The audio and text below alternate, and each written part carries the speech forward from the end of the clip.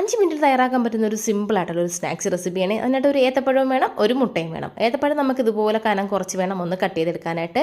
ഇനി നമുക്ക് മുട്ട പൊട്ടിച്ചൊരു ബൗളിലോട്ട് മാറ്റാം. അതിലോട്ട് ഞാനൊരു 1 ടേബിൾ സ്പൂണോളം പഞ്ചസാര ഇടുന്നുണ്ട്. നിങ്ങൾക്ക് എത്രയാണോ മധുരം വേണ്ടത് അതിനനുസരിച്ചുള്ള പഞ്ചസാരയും ചേർത്ത് നന്നായിട്ട് ഇതുപോലെ ഒന്ന് ബീറ്റ് ചെയ്ത് കൊടുക്കുക. വേറൊരു കടായി എടുത്ത് വെച്ചിട്ടുണ്ട്. അതിലോട്ട് കുറച്ച് നെയ്യ് ഒഴിച്ചിട്ട് നമ്മൾ കട്ട് ചെയ്തെടുത്ത് വെച്ചിട്ടുണ്ട് നമ്മൾ ഏത്തപ്പഴം ഇതിലോട്ട് ചേർത്ത് നന്നായിട്ട് ഇതുപോലെ ഒന്ന് കളറൊക്കെ ചേഞ്ച് ആവുന്നവരെ ഒന്ന് വഴറ്റിയെടുക്കുക.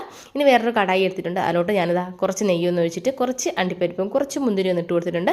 നട്ട്സ് നിങ്ങൾ ഇഷ്ടമാണ് കേട്ടോ, ഇഷ്ടമുണ്ടെങ്കിൽ ചേർത്താൽ മതി, ഇല്ലെങ്കിൽ സ്കിപ്പ് ചെയ്തോളൂ. എന്നിട്ട് നമ്മൾ ഫ്രൈ ചെയ്തെടുത്ത നട്ട്സിനെ വേറൊരു ബൗളിലോട്ട് മാറ്റാം. നേരത്തെ നമ്മൾ മിക്സ് ചെയ്ത് വെച്ചിട്ടുണ്ടായിരുന്ന മുട്ടയും പഞ്ചസാരയും കൂട്ട് നമുക്ക് ഈ കടായിലോട്ട് ഇട്ടിട്ട് നന്നായിട്ടൊന്ന് ഇതുപോലെ ഒന്ന് ചിക്കി എടുക്കാം. എന്നിട്ട് നമ്മൾ നേരത്തെ റെഡിയാക്കി വെച്ചിരുന്ന പഴവും നട്ട്സും എല്ലാം കൂടി ഇതിലോട്ട് ചേർത്തിട്ട് നന്നായിട്ട് എല്ലാം കൂടി ഒന്ന് യോജിപ്പിച്ച് കൊടുക്കുക. കുറച്ച് മധുരത്തിന് ഞാൻ കുറച്ച് പഞ്ചസാര ചേർക്കുന്നുണ്ട്.